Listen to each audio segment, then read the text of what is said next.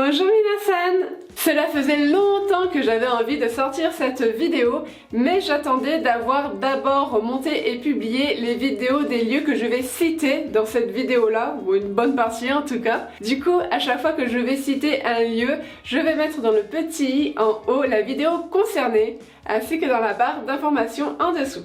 Vous l'avez vu dans le titre, aujourd'hui je vais vous parler de l'hiver au Japon, des lieux et des activités que je vous recommande de faire durant cette période. Mais avant cela, je vais répondre aux questions. Pourquoi partir en hiver au Japon? Y a-t-il des avantages? Je vais vous dire qu'est-ce que selon moi apporte l'hiver par rapport aux autres saisons. Petit 1, tout comme en France, l'hiver est la saison la plus froide, ainsi c'est une période qui va attirer moins de monde, moins de touristes. C'est pour moi l'occasion de visiter ou de revisiter les lieux qui habituellement attirent beaucoup de monde, les lieux classiques d'un voyage au Japon, si je peux dire ça comme ça. Ainsi, les lieux seront moins bondés en hiver et vous serez peut-être moins embêtés pour prendre vos photos, les coins seront plus tranquilles, etc. Petit 2, un autre avantage de partir au Japon en hiver, c'est que généralement les billets d'avion seront moins chers. Alors j'ai trouvé ce graphique pour appuyer mes dires, ce sont les prix moyens du billet d'avion aller-retour Paris-Tokyo. On voit que le mois de février est le mois le moins cher avec mai et juin. Janvier et décembre restent un peu plus chers, mais moins tout de même que juillet et août. Petit 3, alors en soi on peut y aller toute l'année, mais se baigner dans un onsen, une source d'eau chaude naturelle en hiver, c'est comme ça. Alors imaginez, il fait froid et vous pouvez vous détendre, vous prélasser dans l'eau chaude et même mieux, imaginez avec la neige tout autour et vous êtes bien au chaud comme ça avec la vapeur qui s'échappe. Ah, ça donne tellement envie. En plus, il y a tellement d'onsen au Japon, vous n'avez que l'embarras du choix, vous n'avez pas d'excuses pour ne pas tenter cette expérience. Et dernier point, l'hiver au Japon est souvent sec et ensoleillé, ainsi c'est la meilleure période pour admirer le mont Fuji, qui le reste de l'année est souvent dans les nuages. Alors c'est bien beau tout ça, mais est-ce que ça vaut le coup de visiter le Japon en hiver? Est-ce qu'il y a des trucs à faire? Et on en vient du coup aux lieux que je vais vous recommander, aux activités que je vous suggère de faire, de découvrir. C'est parti, ikimasho!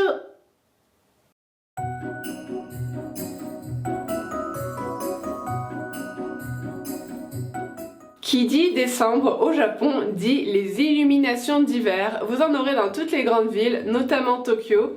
Surtout Tokyo, j'ai d'ailleurs déjà fait une vidéo à ce sujet. Mais aussi Kobe avec l'un des plus beaux selon moi, le Kobe Luminarie, un festival de lumière pour commémorer le grand tremblement de terre de 1995.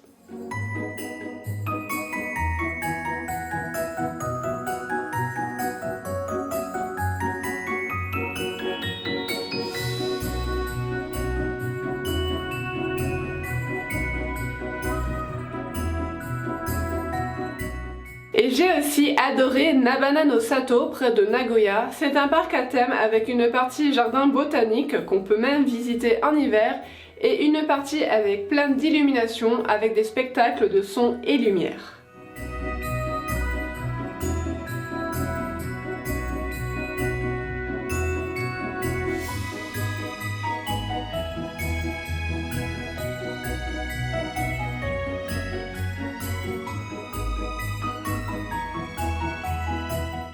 Enfin, si jamais vous prévoyez de passer le réveillon du Nouvel An au Japon, je vous suggère d'aller au Universal Studios Japan à Osaka. Pour cette période, ce parc d'attractions propose des billets spéciaux, donc vous pouvez passer la nuit du 31 et la journée du 1er dans le parc d'attractions avec un feu d'artifice à minuit.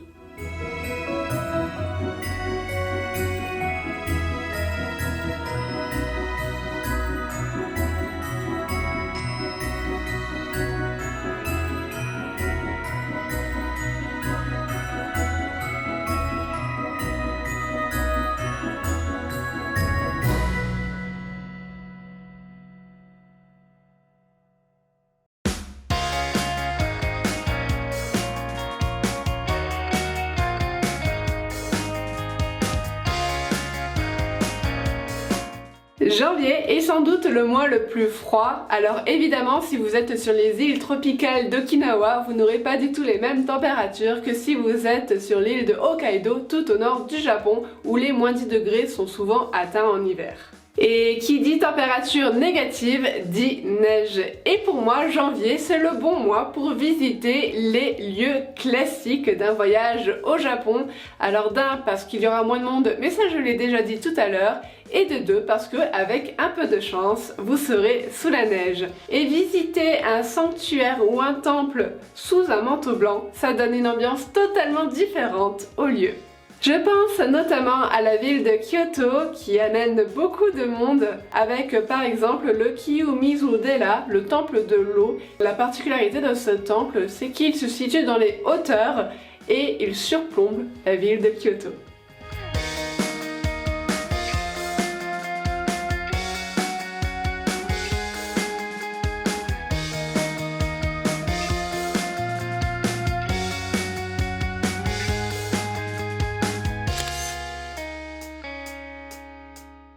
Si vous aimez la neige, vous pouvez aussi vous rendre dans les Alpes japonaises, par exemple dans la préfecture de Nagano, à Iyama, où vous pouvez manger dans des igloos de neige un nabe, une marmite de légumes.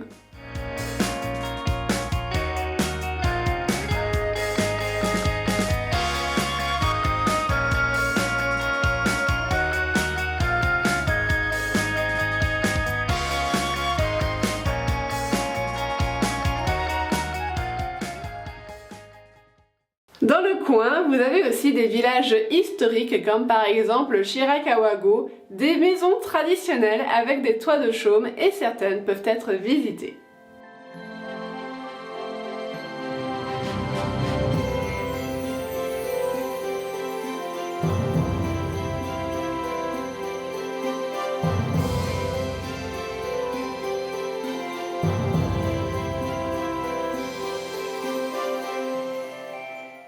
Si vous aimez les stalactites et les cascades gelées, c'est à Chichibu qu'il faut aller. Et je fais des rimes. Il y a plusieurs spots pour admirer ce spectacle, illuminé et éclairé la nuit de janvier à la mi-février, mais mon préféré reste celui d'Onoichi Yakai avec le pont suspendu.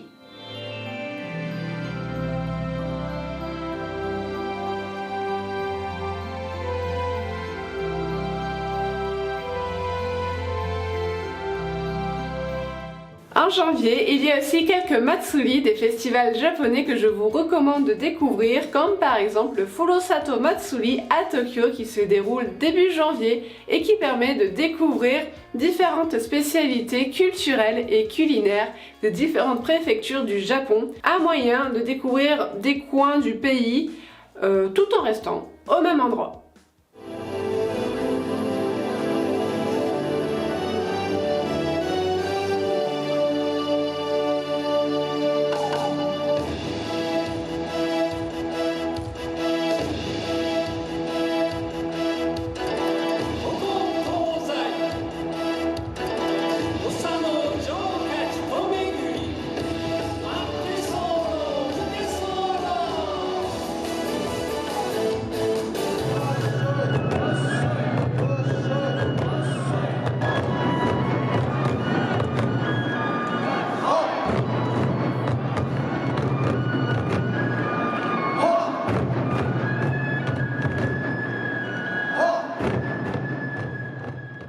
Et le deuxième festival que je vous recommande, c'est le Ebisu Matsuri qui se déroule du 9 au 11 janvier à Osaka. On y prend une branche de bambou qu'on décore de charmes et de talismans afin de porter chance pour cette nouvelle année.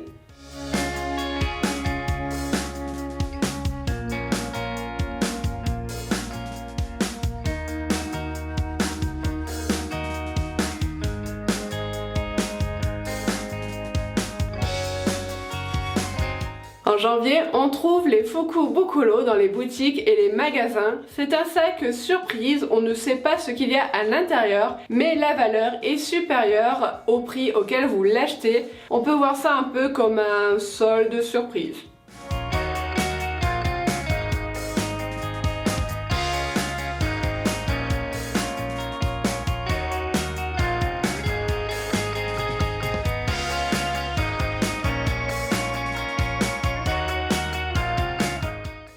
enfin, pour terminer le mois de janvier, sachez que ce mois-ci, à Tokyo, se déroule le championnat de sumo. Du coup, ça peut être une activité assez sympathique à faire si vous êtes dans le coin.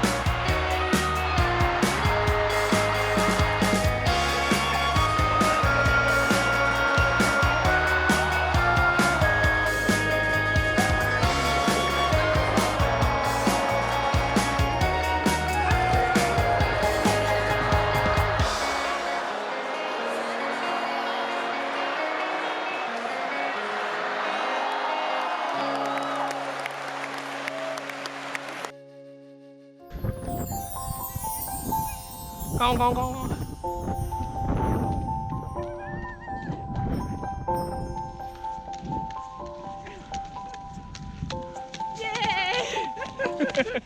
En février, il y a pour moi plusieurs événements à ne pas louper. Et je fais encore des rimes. D'abord, les Matsuri d'hiver à Hokkaido, la région la plus au nord du Japon. Comme je le disais tout à l'heure, le thermomètre affiche très facilement moins 10 degrés. C'est donc une région avec énormément de neige et j'ai noté 3 festivals à faire dans ce coin-là. D'abord, le festival de la neige, le Yuki Matsuri à Sapporo. Il y a différents spots où sont exposées des structures de neige et de glace dans la ville. Et la nuit, ces structures sont illuminées et il y a des spectacles de son et lumière vraiment top, j'ai adoré.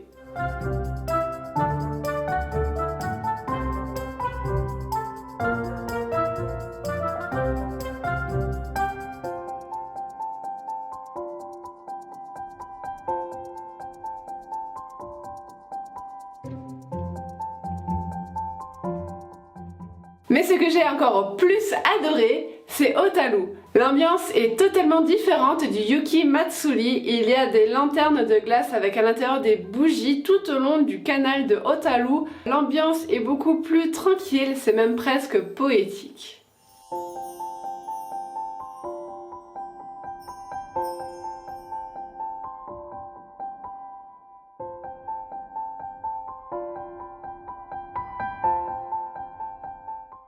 Et le dernier, au lac Shikotsu. En hiver, ils font une sorte de musée en plein air avec des structures de neige et ou de glace assez impressionnantes.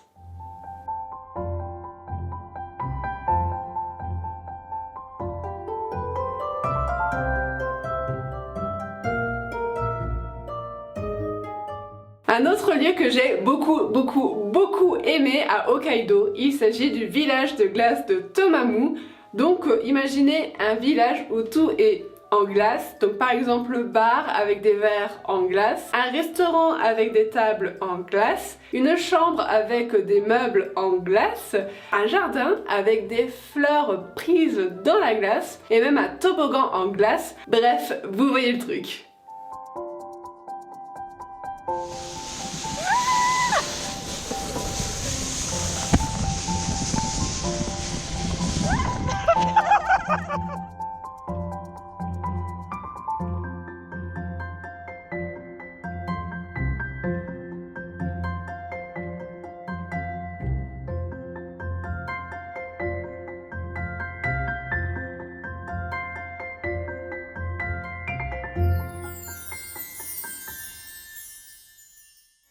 Et un dernier événement, celui-ci n'est pas du tout à Hokkaido mais plutôt dans la baie de Tokyo, depuis la préfecture de Chiba. En fait, vous pouvez admirer le mont Fuji, le coucher du soleil sur le mont Fuji qui devient rouge. Et ce phénomène est visible uniquement quelques jours durant le mois de février et quelques jours durant le mois d'octobre.